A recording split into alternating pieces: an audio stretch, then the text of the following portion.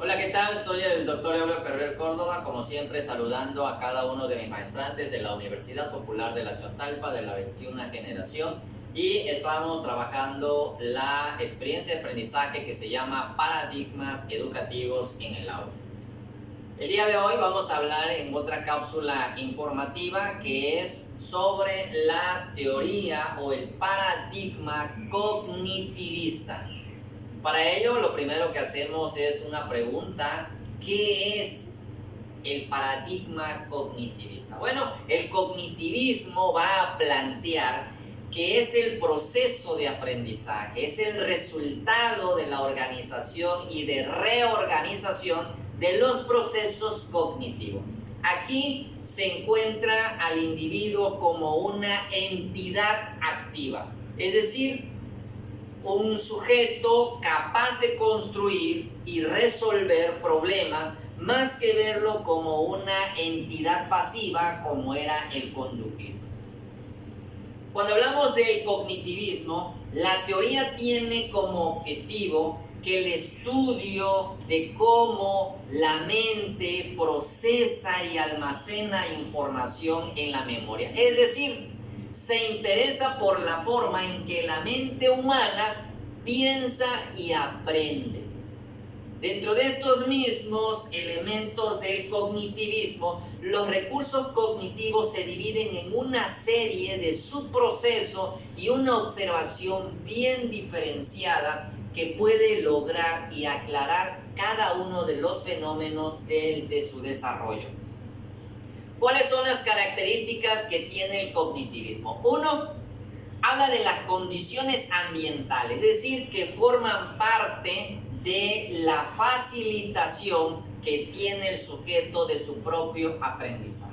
Dos, tiene las explicaciones, habla de demostraciones y ejemplos que se están considerando como un instrumento para guiar al sujeto del aprendizaje. Como en sus otras palabras lo dice, son explicaciones y demostración. Tercero, el conocimiento debe ser significativo, es decir, que ayude al estudiante a organizar y a relacionar nueva información, es decir, el conocimiento existente con lo que tiene en la memoria. Cuarto, es la instrucción. La instrucción que nosotros hacemos debe ser efectiva, es decir, tiene que basarse en estructuras mentales y esquemas que tenga el estudiante.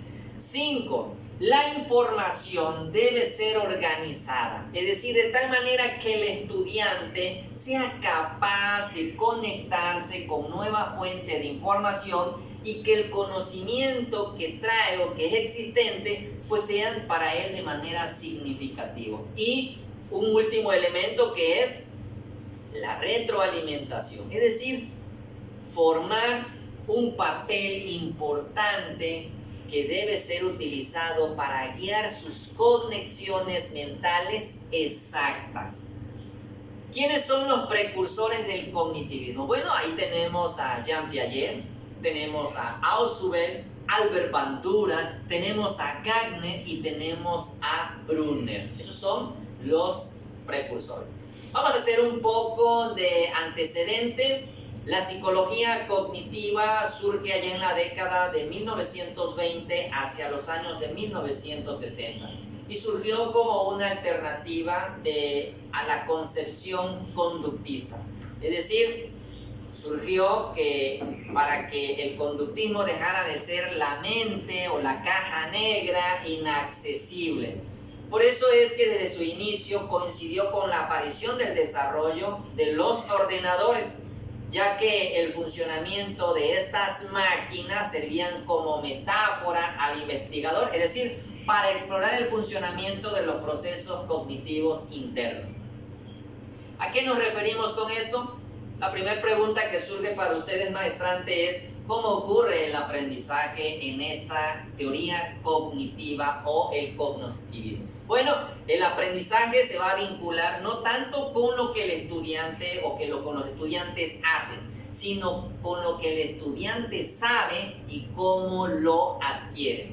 Es decir, que la adquisición de estos conocimientos va a describir como una actividad mental de cómo implica, cómo codifica de manera interna y cómo se da una estructura en la parte interna del estudiante. Bueno, para ello también es importante recalcarles que el estudiante es visto como una práctica o un participante muy activo del proceso de aprendizaje.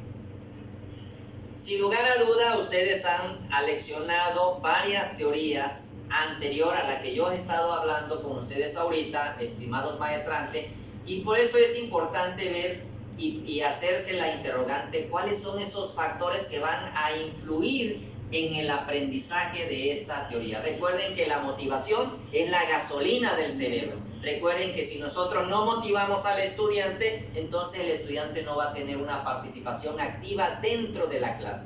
Y bueno, los factores que van a influir en esta teoría cognitiva va a ser que la atención va a estar prestada por el alumno. Es decir, él va a tener, a diferencia del conductismo, él va a tener ya una reflexión, él va a tener diferentes puntos de vista, va a tener una percepción sobre el tema, va a ser un proceso de memoria, pero ya no va a ser una memoria a corto plazo, sino va a ser una memoria con conocimientos previos. Y hay algo importante, la motivación. Ahí hay factores que van a influir en esta teoría, la motivación. Por ello también se va a considerar que cada uno de los pensamientos o las creencias y las actitudes y los valores van a influir de manera significativa en este proceso del aprendizaje. Entonces, si ya hablamos de esta memoria, lo primero que preguntaríamos todos nosotros, ¿cuál sería el papel importante o fundamental de la memoria en esta teoría? Bueno, la memoria posee un lugar importante en el proceso del aprendizaje, según el enfoque que nosotros querramos darle. Es decir, que el aprendizaje va a resultar cuando la información que es almacenada en la memoria de una manera organizada, pues sea para nosotros significativa. Es decir, el olvido va a ser para el estudiante la falta de la habilidad para recuperar la información de la memoria. Es decir, debido a la transferencia o a la pérdida de memoria, el alumno no va a tener por ausencia pistas o apuntadores necesarios para que pueda acceder a la información. ¿Cuántas veces nosotros hemos visto a nuestros estudiantes en un examen o preguntándole de una exposición y al día siguiente se le olvidó la información? No es lo mismo usar la inteligencia que ser inteligente. ¿Por qué no podemos dejar de pensar? Esa sería una pregunta importante. Bueno, nuestro cerebro piensa de forma proactiva. Va alimentándose por el inmenso, constante flujo de información que está a nuestro alrededor y que nuestros sentidos nos van a regalar. Dice el maestro Aristóteles, no hay nada en el intelecto que primero no haya pasado por los sentidos. Es decir, no podemos registrar nada aquí en la mente si nosotros no lo vemos en la realidad. No usamos la vista, el oído, el tacto, el olfato y el gusto. Voy a usar una metáfora entre una computadora y nuestro cerebro. Bueno, una computadora va a disponer de dos memorias. Una es la memoria RAM y la otra va a ser la memoria ROM. La memoria RAM va a procesar toda la información antes de que yo le envíe a la memoria ROM. Es decir, la memoria ROM es el disco duro que es de gran capacidad y esa memoria ROM va a hacer que la información esté almacenada, pero aquella memoria RAM pues no va a permitir que la información antes enviada a la memoria ROM, es decir, esta información se va a elaborar mediante a la memoria en una larga duración. Es decir, nuestro cerebro piensa de forma proactiva, es decir, nuestros sentidos van dándonos esos detalles para poder pensar, es decir, nuestros sentidos nos regalan esa información. ¿Ok? La memoria a corto plazo va a tener una capacidad determinada. ¿A qué nos referimos con esa capacidad determinada? Bueno, una de las limitaciones que tenemos todas las personas es que tenemos que enfrentar nuevos procesos de aprendizaje. Es decir, adquirimos ciertos conocimientos, todos los días estamos aprendiendo algo nuevo. La memoria a corto plazo va a procesar, va a elaborar información, es decir, va a clasificar toda aquella información que sea viable para enviarla a largo plazo. La memoria a largo plazo pues va a almacenar todos aquellos conocimientos que disponemos todos los seres humanos y que hemos ido adquiriendo a lo largo de nuestra experiencia y nuestra capacidad ilimitada. Ejemplo, cuando pensamos nosotros, hay 14 habilidades cognitivas básicas, 14 habilidades. La primera es la atención dividida. ¿Qué significa una atención dividida? Va a ser toda aquella capacidad para ejecutar una tarea a la vez. Es una atención dividida. Vamos a ver el tiempo de respuesta. La habilidad de percibir un estímulo simple para responder a él. La siguiente habilidad es la inhibición. Va a ser la habilidad de ignorar información nueva o ignorar información irrelevante. Cuando un alumno está haciendo un resumen, a veces quita del resumen o del libro cosas que para él son irrelevantes para realizar su tarea. Hay una denominación.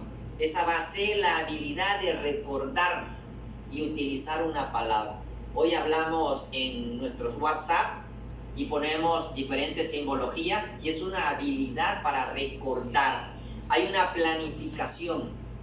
Va a ser aquella habilidad para participar de una mejor forma y ejecutar una tarea. Y hay una coordinación motriz. Esa coordinación motriz va a ser el grado en que voy a sincronizar mis ojos y mi mano.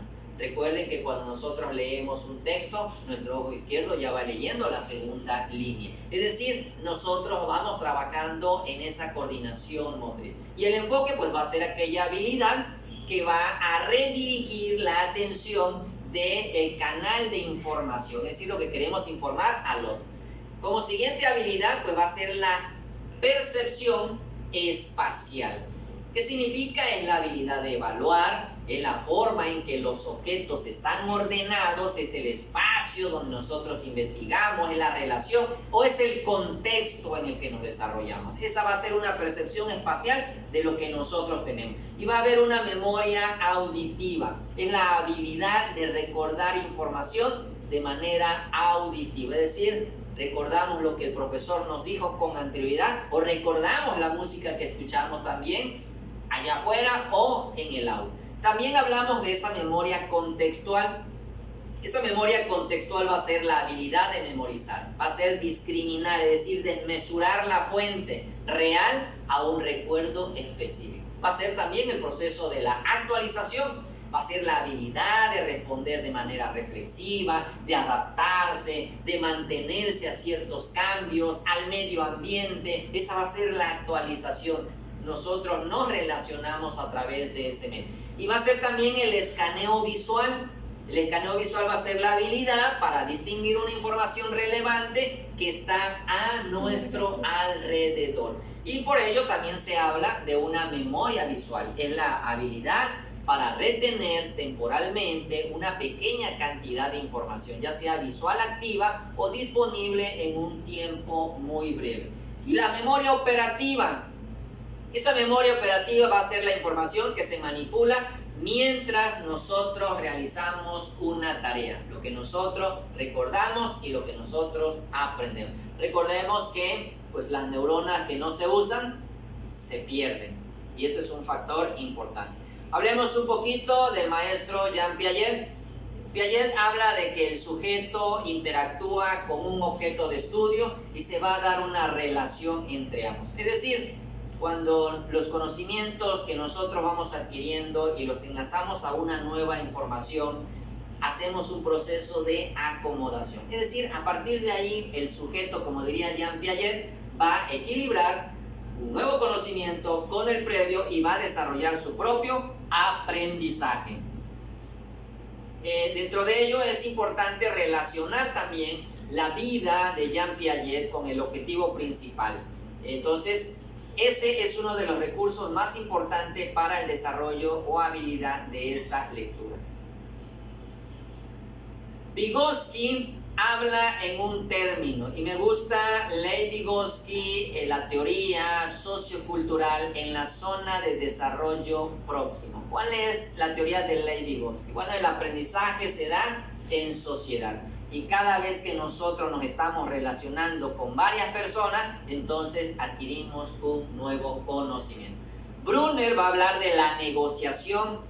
La negociación académica es el apoyo entre las personas, es decir, mientras más aprendan para que el alumno pueda ser capaz de realizar todo lo que él quiera de una manera solo, pero siempre tiene que haber esa relación. Y recuerden que Brunner decía que cualquier materia puede enseñar a cualquier persona, siempre y cuando lo hagan de manera adecuada. El maestro Ausubel habla del aprendizaje significativo, y en ese aprendizaje pues se va a referir a hacer atractivos los conocimientos, dinámicos, interactuándolos unos con otros, y se va a tomar en cuenta la disposición positiva que tenga el sujeto, la disposición que tenga también negativa el sujeto para poder aprender. Entonces lo importante es evitar que el aprendizaje sea memorístico, es decir, hay que relacionar el objeto de estudio con todos aquellos conocimientos previos. En resumen, pues prácticamente la teoría cognitiva habla de los principales enfoques, habla del sujeto, habla de la forma en que Jean Piaget relaciona los aprendizajes de asimilación, de acomodación, habla también de la teoría de cómo Brunner relaciona el conocimiento con la capacidad para resolver los problemas, y David Ausubel habla del aprendizaje significativo. Recordemos también que el aprendizaje significativo no es de forma mecánica, sino es de forma organizada, donde está la relación de la motivación y la relación de la integración en el conocimiento. Y Gardner habla de la teoría de las inteligencias, cómo aprendemos: visual, auditivo, kinestésico, corporal, lingüístico, musical, etc. Yo creo que a partir de ahí nosotros como docentes de innovando la educación, creo que vamos aprendiendo de cómo se relaciona este nuevo conocimiento aprendido con un conocimiento nuevo, y cómo relacionamos también los conocimientos previos con los que ya traemos y con los que ya organizamos dentro del salón de clase. Entonces, para ello es importante establecer pautas de comportamiento, establecer equilibrio entre una identidad educativa y establecer también el proceso de la motivación. Como siempre, espero les haya gustado esta cápsula informativa. Soy el doctor Euler Ferrer Córdoba, docente de la Universidad Popular de La Chontalpa, y como siempre, pásenla bien, sean felices, hasta pronto.